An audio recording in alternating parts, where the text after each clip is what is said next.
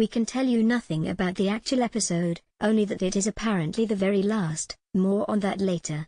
No more Halaldi for one. According to the BBC, the show is being held back as a surprise for viewers.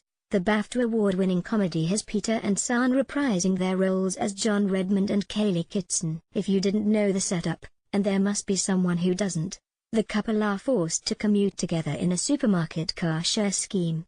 Driving to and from work to the sounds of fictional and hilarious radio station Forever FM.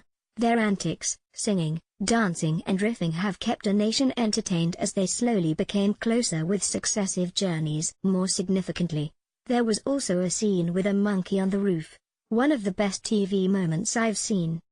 It's been an emotional journey over 2 series. Car share viewers were left in dismay last year after Kaylee finally admitted her true feelings for John, but he refused to say how he felt as she stepped out of his car and seemingly out of his life for good. Fans immediately set up an online petition demanding a conclusion to the series. More than 100,000 people signed up. Tomorrow's finale will reveal just what happens to John and Kaylee, and whether they finally get together.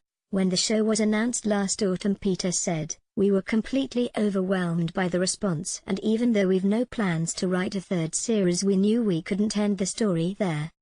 And fans would agree. The ratings have been well in excess of the 100. If the BBC could commission another full series, no one would complain. Oh, who signed the petition? Any interview with Peter and Sian will inevitably unfold like an episode of Car Share itself. The end of the last series had viewers raging, so will this new episode have the same effect? Who knows? Says Peter with a shrug. I just hope they won't be screaming at the telly again. Adds Sian, even I was screaming at the telly and I knew what happened. They were both surprised to hear that fans had set up a petition which, in TV terms, rarely has the desired effect. Yes, that was crazy, says Sian. Suggests Peter, you'd never believe that it'd ever have that kind of effect. A petition. Quips Sian, I signed it. Twice. But, jokes aside, if that's possible, viewers, we suggest, really did care about the characters, thanks to its greater depth than your typical sitcom. Says Peter. Yes, and that is incredibly flattering. We always knew the 2nd series would end that way, and we thought people might be a bit miffed but never thought they would be so devastated. We decided to write another episode that hopefully gives the characters a resolve, and I thought let's hold this back until the repeat of the 2nd series. It was hard to keep it a secret after the reaction we got, but we never said that there wouldn't be any more car shares.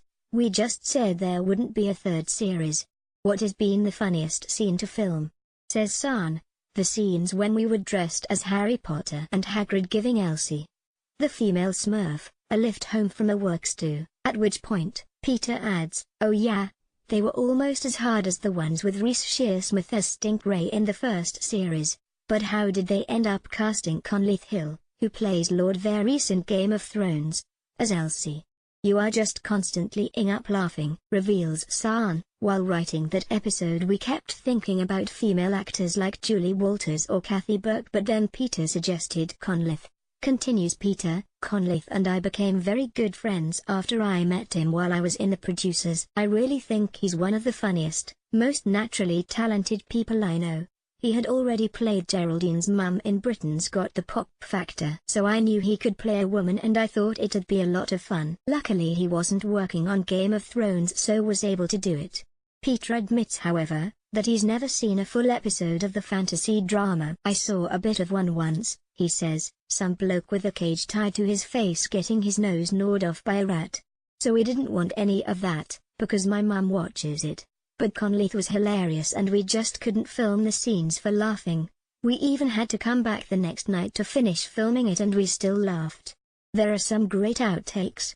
The duo discuss their fondest memories about filming the series, including Peter cooking many salmon stir-fries when Sian would visit his house where she was waited on hand and foot. Adds Peter, I loved the whole process, from start to finish, but editing is my favorite. One person who shouldn't be overlooked is Matt Brown. He edited the whole series and creatively he added a lot of detail. I'll miss working with him until the next project.